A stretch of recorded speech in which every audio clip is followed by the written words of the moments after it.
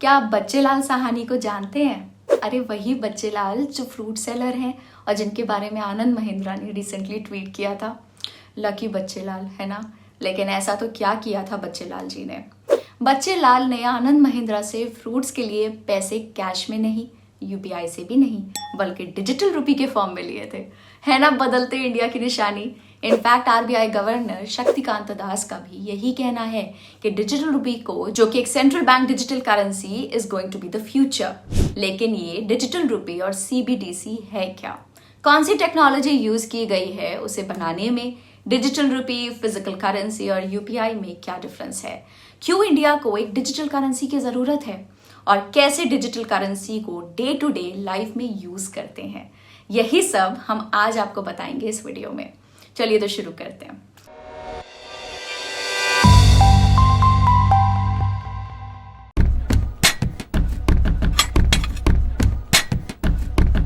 First of November 2022 को हमारी central bank RBI ने इंडिया की इकोनॉमी को एक बड़ी विंटर गिफ्ट दी और वो है सीबीडीसी, यानी कि सेंट्रल बैंक डिजिटल करेंसी।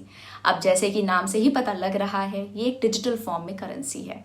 जैसे कि आप आपके पॉकेट वॉलेट में फिजिकल नोट्स और कॉइन्स रखते हैं, ठीक उसी तरह इस सीबीडीसी को आप फोन के एक वॉलेट में रख पाएंगे, बिल्कुल फिजिकल करेंसी की तरह ही।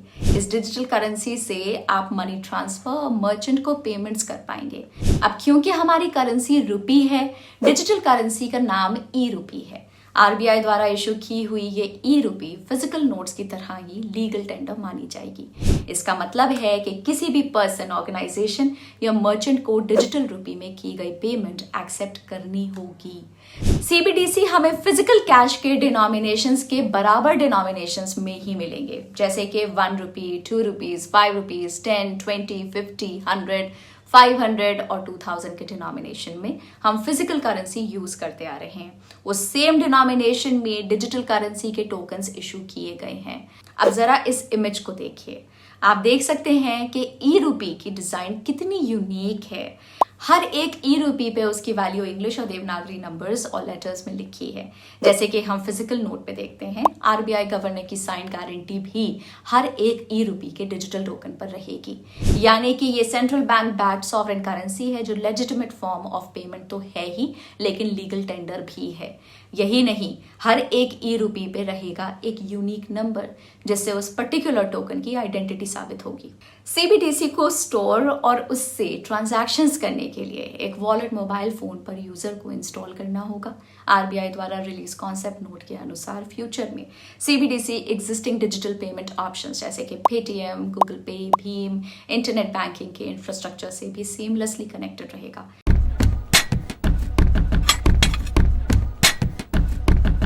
ठीक क्रिप्टो करेंसी की तरह डिजिटल रुपी भी ब्लॉकचेन टेक्नोलॉजी पे बनी हुई है। ब्लॉकचेन एक ऐसा सिस्टम है जो इंफॉर्मेशन को इस तरह रिकॉर्ड करता है कि उसे चेंज, हैक या सिस्टम को चीट करना इम्पॉसिबल हो जाए। इसेंशियली ब्लॉकचेन एक ऐसा डिजिटल लेजर है जो नेटवर्क में डिस्ट्रीब्यूटेड है, जो डिजिटल एसेट्स के ट्रांजैक्शंस और ओनरशिप का रिकॉर्ड रखती है। Digital rupee private permission blockchain network use करता है और इस केस में रिकॉर्ड हुई ये ट्रांजैक्शन डिटेल सिर्फ सेंडर, रिसीवर और बैंक के पास रहेगी, ना कि पब्लिक के पास। प्राइवेट परमिशन ब्लॉकचेन का मतलब है कि इस नेटवर्क पे डेटा हर कोई एक्सेस नहीं कर सकता और इसी वजह से ये एक रेगुलेटेड सिक्योरिटी या फिर सेंट्रलाइज सिक्योरिटी मानी जाती है। इनका मेन पर्पस है यूजर्स की प्राइवेसी को बनाए रखना। इसलिए ऑथराइज नेटवर्क्स पे सीबीडीसीज ऑपरेट करेंगे, जहां पर हर एक सीबीडीसी यूनिट या फिर डिजिटल रुपी यूनिकली आइडेंटिफाइबल और ट्रेसेबल होगा। National payments corporation of India यानी कि एनपीसीआई नेटवर्क जो यूपीआई को होस्ट करता है, वही सीबीडीसी को भी होस्ट करता है। इसलिए अगर सही तरह से इम्प्लीमेंट हुआ तो डिजिटल रुपी के पास इतना पोटेंशियल है कि वो हमारे देश में यूपीआई के बाद एक और स्ट्रेटेजिक चेंज होगा, जो हमारी बैंकिंग और पेमेंट इंडस्ट्री को ग्लोबली नए फ्रंटियर पे लेके जाएगा। फाइनेंशियल इंक्लूजन, ट्रांजैक्शन टाइम और उससे रिलेटेड कॉस्ट को तो वो कम करेगा ही, लेकिन वो हमारे फाइनेंशियल सिस्टम को कैशलेस बनाने में एक रेवोल्यूशनरी स्टेप होगा। इस पे अगर आपको और जानकारी चाहिए तो हमारा सीबीडीसी का ये वीडियो आप देख सकते हैं, लिंक आपको डिस्क्रिप्शन में मिल जाएगी।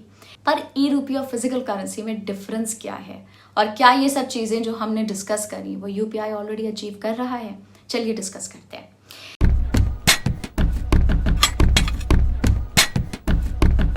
जैसे कि हम जानते हैं फिजिकल करेंसी मतलब कि नोट्स और कॉइन्स। नोट्स की प्रिंटिंग के लिए सोफिस्टिकेटेड प्रिंटिंग प्रेस और कॉइन्स के लिए मिंटिंग फैसिलिटी जरूरी है। नोट्स के पेपर और इंक की क्वालिटी, करेंसी के सेफ्टी फीचर्स कंसिस्टेंट रखने के लिए स्ट्रिक्ट क्वालिटी चेक्स रखने पड़ते हैं। कॉइन्स का प्रोडक्शन भी कोई आसान काम नहीं है। बार बार इस्तेमाल से नोट्स डैमेज हो जाते हैं या फिर रिप्लेस किए जाते हैं नए नोट्स के साथ। डिस्ट्रीब्यूशन की बात करें तो फिजिकल कैश देश के कोने कोने के बैंक्स तक ट्रांसपोर्ट किया जाता है। बैंक्स अपने एजेंट्स के थ्रू अपने एटीएम रीफिलिंग करते हैं, जिससे हम और आप फिजिकल कैश यूज कर पाते हैं। इन सारे प्रोसेस के लिए हाई लेवल सिक्योरिटी, मॉनिटरिंग और सर्वेलेंस बहुत जरूरी हो जाती है। अगर बात करें डिजिटल करेंसी की तो इसमें प्रोडक्शन का एक्सपेंस ऑलमोस्ट जीरो है। यही नहीं, इन डिजिटल टोकन्स की डिस्ट्रीब्यूशन एक क्लिक के साथ देश के किसी भी लोकेशन में करी जा सकती है। और तो और डिजिटल होने के कारण इनकी लाइफ भी इनफाइनाइट है, यानी कि वॉशिंग मशीन में धुल जाने का तो कोई चांस ही नहीं। पर बात करें यूपीआई की तो ये एक डिजिटल ट्रांजैक्शन के लिए बनाया हुआ प्लेटफॉर्म है जिसने हमारी लाइफ बदल दी है, कहना अंडरस्टेटमेंट होगा। यूपीआई के जरिए फोन पे, गूगल पे, भीम वगैरह जैसे एप्स यूज करके आप आज भी ऑनलाइन पेमेंट्स तो करते ही हो, तो फिर आखिर ये डिजिटल करेंसी अलग कैसे है? और अलग जाने दो, सब कुछ अभी भी तो ठीक ही चल रहा था, तो आखिर ऐसी क्या जरूरत हो गई आरबीआई को एक अलग डिजिटल करेंसी लानी पड़ी? वैसे देखें तो यूपीआई और CBDC as a consumer point of view almost same है। दोनों ही आपको डिजिटल मोड में फंड्स ट्रांसफर या फिर ट्रांजैक्शन करने देते हैं। लेकिन अगर आप एक बैंक के हिसाब से और इवन अकाउंटिंग के हिसाब से देखते हैं तो इसमें काफी डिफरेंस आ जाता है। चलिए समझते हैं कैसे। अब जब आप एक दुकान में जाके मैगी का पैकेट खरीदते हैं तो पेमेंट के टाइम पे आप फोन पे या पेटीएम या गूगल पे से नॉर्मली पेमेंट करते हैं, राइट?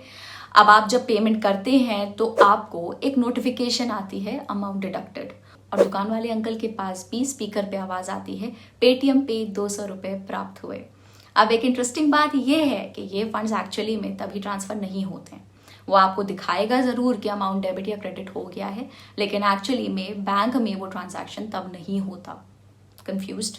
अगर आपका अकाउंट इंडियन बैंक में है और सामने वाले का अकाउंट एसबीआई में है तो दोनों बैंक्स हर ट्रांजैक्शन पर मनी एक्सचेंज नहीं करते।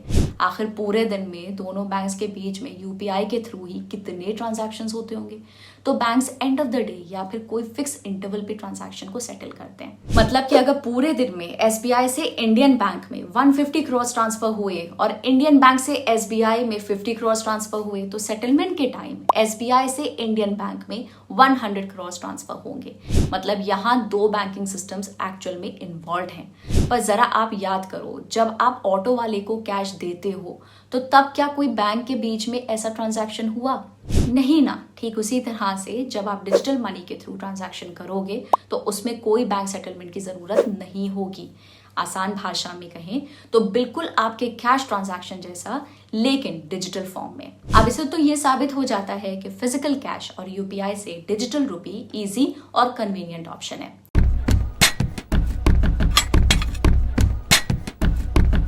ई रूपी के जरिए गवर्नमेंट डिजिटल ट्रांजैक्शन सिंपल और स्ट्रेट फॉरवर्ड बनाना चाहती है। साथ ही सीबीडीसी या ई रूपी के वाइडली अडॉप्ट होने से आरबीआई एक्सपेक्ट कर रही है कि price of issuing physical currency और cost of transaction significantly down हो जाएंगे। ई रूपी ट्रांजैक्शंस में क्लियरिंग हाउसेस, बैंक सेटलमेंट वगैरह की जरूरत नहीं रहेगी, जिससे ट्रांजैक्शंस की स्पीड बढ़ जाएगी। साथ साथ फिजिकल कैश की लिमिटेशंस जैसे कि उनकी प्रिंटिंग एंड डिस्ट्रीब्यूशन के expenses, limited life, fake notes को ओवरकम करना चाहता है। ई रूपी का यूजर जैसे जैसे बढ़ेगा वैसे वैसे फिजिकल कैश की रिक्वायरमेंट भी कम होगी। क्रॉस बॉर्डर पेमेंट्स जो इंटरनेशनल ट्रेड के लिए बहुत इंपॉर्टेंट है, उसमें ई रूपी से काफी कन्वीनियंस बढ़ेगा। रशिया यूक्रेन वॉर के बाद अब कई countries alternative cross border payment mechanism explore कर रहे हैं। रिपोर्ट्स के अनुसार 9 cross border bank to bank CBDC test currently हो रहे हैं, जिनसे फ्यूचर में ट्रेड ट्रांजैक्शंस हो सकते हैं। और इसलिए जब ग्लोबल फाइनेंशियल लैंडस्केप में डिस्ट्रप्शन आए तो इंडिया को इसके लिए प्रिपेयर्ड रहना होगा। देखिए इस कलर कोडेड वर्ल्ड मैप में आप देख सकते हैं कि टोटल 11 कंट्रीज ने अपनी अपनी सीबीडीसी लॉन्च कर दी है और 21 कंट्रीज में ये पायलट फेज में है। जायज है ग्लोबल फाइनेंशियल सिस्टम के इस नए दौर में हमारे देश के लिए ई रूपी बहुत ही इंपॉर्टेंट रोल प्ले करेगा। पर अब आप ये कहोगे कि क्रिप्टो करेंसीज भी तो यही अचीव करना चाहती थी, तो ये नया तामझाम क्यों? क्रिप्टो करेंसीज जैसे कि बिटकॉइन ट्रांजैक्शंस अनोनिमस होते हैं और इनको ट्रैक और मॉनिटर करना असंभव है।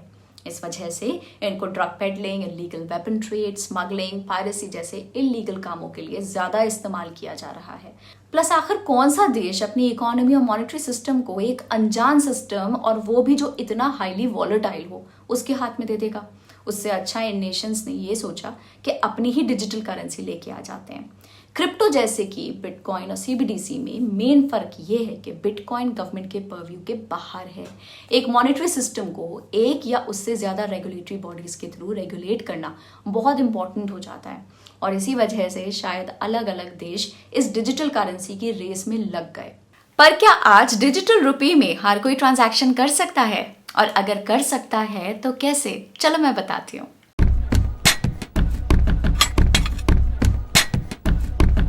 वैसे डिजिटल रुपी करंटली तो पायलट बेसिस पे लॉन्च किया है। इस पायलट में कुछ सिलेक्टेड 8 बैंक शामिल हैं जो मुंबई, दिल्ली, बैंगलोर और भुवनेश्वर सिटीज के अपने यूजर्स को ई रुपी में ट्रांजैक्ट करने का ऑप्शन दे रहे हैं। इस पायलट पे फर्स्ट फेज में State Bank of India, ICICI Bank, Yes Bank और आईडीएफसी फर्स्ट बैंक ने ऑलरेडी काम शुरू कर दिया है, और जल्द ही Bank of Baroda, Union Bank of India, HDFC Bank और कोटक महिंद्रा बैंक ज्वाइन करेंगे। ये पायलट एक क्लोज्ड यूजर ग्रुप यानी कि सीयूजी में रोल आउट किया गया है, जिसमें कुछ सिलेक्टेड यूजर्स को बैंक्स की ओर से एसएमएस या ईमेल से इनविटेशन दिया जा रहा है। धीरे धीरे बाकी बैंक्स भी अपने यूजर्स को इस पायलट में इंक्लूड होने का ऑप्शन देंगे। इस पायलट के जरिए ई रुपी के यूजेज, डिस्ट्रीब्यूशन और पूरे सिस्टम की स्टेबिलिटी देखी जाएगी। पायलट से कलेक्ट किए गए डेटा के थ्रू आरबीआई सीबीडीसी की और यूज केसेस डिजाइन और इम्प्लीमेंट करेगी। इन पार्टिसिपेटिंग बैंक्स ने अपने अपने डिजिटल रुपी को वॉलेट के एक ऐप के रूप में लॉन्च किया है। यूजर्स इस ऐप को अपने फोन पर इंस्टॉल करके इस वॉलेट को यूज कर सकते हैं। देखा जाए तो हर बैंक के डिजिटल रुपी वॉलेट का यूजर इंटरफेस थोड़ा अलग है, लेकिन इसका back and programming almost similar है। आइए देखते हैं आईसीआईसीआई बैंक के डिजिटल रुपी वॉलेट को हम कैसे इस्तेमाल करें। इसके लिए आपको आईसीआईसीआई बैंक की ऑफिशियल वेबसाइट या ऐप पर जाना होगा। इसमें डिजिटल रुपी ऐप डाउनलोड करने का ऑप्शन आपको मिलेगा। एंड्रॉयड या एप्पल प्ले स्टोर पर भी ये ऐप अवेलेबल है। ऐप को डाउनलोड करके आपको रजिस्ट्रेशन करना होगा। अगर आपको सीयूजी में सिलेक्शन होने का एसएमएस या ईमेल अभी तक नहीं आया है तो आप इसकी वेट लिस्ट ज्वाइन कर सकते हैं। जिनको इनविटेशन आया है वो स्ट्रेट अवे ऐप पर रजिस्ट्रेशन कर सकते हैं। रजिस्ट्रेशन के लिए आपके आईसीआईसीआई डेबिट कार्ड के डिजिट्स को एंटर करके केवाईसी प्रोसेस करना होगा। यहाँ पर हम आपको बता दें कि इस पायलट के लिए डिजिटल वॉलेट में करेंसी केवल आपके लिंक्ड बैंक अकाउंट से ऐड हो सकती है। केवाईसी के डिटेल्स वेरीफाई होते ही इस ऐप के लिए आपको लॉगिन पिन या पासवर्ड सेट करना होगा। आईसीआईसीआई डिजिटल रुपी वॉलेट का लॉगिन स्क्रीन कुछ इस प्रकार से दिखता है। चलिए नेक्स्ट अब देखते हैं आईसीआईसीआई बैंक के डिजिटल रुपी वॉलेट में हम पैसे लोड कैसे करें। ऐप का डैशबोर्ड कुछ इस प्रकार से दिखाई देगा। इस पर लोड ऑप्शन पे टैप करते ही आपको डिजिटल करेंसी के डिनोमिनेशंस देखने को मिलेंगे। नोट्स या कॉइन सिलेक्ट करने का ऑप्शन आप ऊपर देख सकते हैं। लेफ्ट और राइट स्वाइप करके आप 1 बाय 1 सारे करेंसी डिनोमिनेशंस देख पाएंगे। जैसे ही किसी डिनोमिनेशन को आप स्वाइप अप करेंगे तो उसकी वैल्यू आपको ऊपर ऐड होती दिखेगी, और स्वाइप डाउन करेंगे तो उतनी वैल्यू डिडक्ट हो जाएगी। नीचे दिए लोड डिजिटल रुपी पर टैप करते ही बैंक अकाउंट से अमाउंट वॉलेट में ऐड हो जाएगा। अब अगर आपको डिजिटल रुपी से कुछ खरीदना हो तो आप इस वॉलेट से पर्सन टू पर्सन यानी कि P2P और पर्सन टू मर्चेंट यानी कि P2M ये दोनों ट्रांजैक्शंस कर पाएंगे। सेंड ऑप्शन को क्लिक करने पर आप आपके वेंडर, रिटेलर, फ्रेंड या रिलेटिव का मोबाइल नंबर ऐड कर सकते हैं या सिंपली क्यूआर कोड स्कैन कर सकते हैं, जैसे कि आप यूपीआई के लिए करते हैं। लेकिन ध्यान रहे, सिंस ई रुपी का कंट्री वाइड लॉन्च नहीं हुआ है, आप सिर्फ उन्हीं एंटिटीज को ई रुपी सेंड कर सकते हैं जो डिजिटल रुपी के लिए ऑथराइज्ड हैं। डिजिटल रुपी के पायलट में currently Reliance retail, Indian oil, cafe coffee day यानी कि सीसीडी जैसे मर्चेंट शामिल हैं। इस ऐप के डैशबोर्ड पे कलेक्ट ऑप्शन पर टैप करके आपका क्यूआर कोड विजिबल हो जाएगा। इसको स्कैन करके दूसरे वॉलेट यूजर से आप डिजिटल करेंसी रिसीव कर पाएंगे। सबसे लास्ट ऑप्शन है रिडीम का।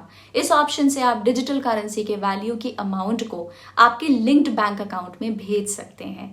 डैशबोर्ड पे रिडीम पे क्लिक करो, अब आपके वॉलेट में जितनी भी ई रुपी होगी वो आपको दिखेगी। अमाउंट ऐड करने के लिए स्वाइप अप करो और अमाउंट डिडक्ट करने के लिए स्वाइप डाउन करो। फिर रिडीम डिजिटल रुपी पे क्लिक करो और कंफर्म करके पिन ऐड करेंगे तो पैसे आपके बैंक अकाउंट में ऐड हो जाएंगे। तो ये वॉलेट यूज करना तो बहुत ही सिंपल है कि नहीं? जस्ट लाइक यूपीआई सीबीडीसी का यूज करके हमारी central bank note printing, coin minting और इनके डिस्ट्रीब्यूशन में यूज होने वाले फाइनेंशियल और नेचुरल रिसोर्सेज को ऑप्टिमाइज करना चाहती है। साथ ही डिजिटल रुपी हमारा यूजर एक्सपीरियंस भी काफी पॉजिटिव बना देगा एज ये क्विक और सिंपल टू यूज है। डिजिटल रुपी के इस्तेमाल के लिए आपको बैंक अकाउंट या इंटरनेट बैंकिंग या फिर digital payment enabled savings account इनकी बिल्कुल भी ज़रूरत नहीं है। बस एक मोबाइल और वॉलेट काफ़ी है। इस वजह से छोटे वेंडर्स जैसे हमारे बच्चे लाल साहनी जी वो भी डिजिटल पेमेंट्स एक्सेप्ट कर पाएंगे। यानी कि डिजिटल रुपी के रोल आउट से फाइनेंशियल इंक्लूजन का गोल अचीव करने में गवर्नमेंट को हेल्प होगी। तो अगर आपके वहाँ डिजिटल रुपी का फीचर रोल आउट हो चुका है तो फटाक से आप उसे यूज करके हमें आपका एक्सपीरियंस कमेंट सेक्शन में बताइए। अगर आपको ये वीडियो पसंद आया हो तो इसको लाइक और शेयर कीजिए और ऐसे ही ढेर सारे इंटरेस्टिंग वीडियोस के लिए चैनल को सब्सक्राइब करिए। Bye bye.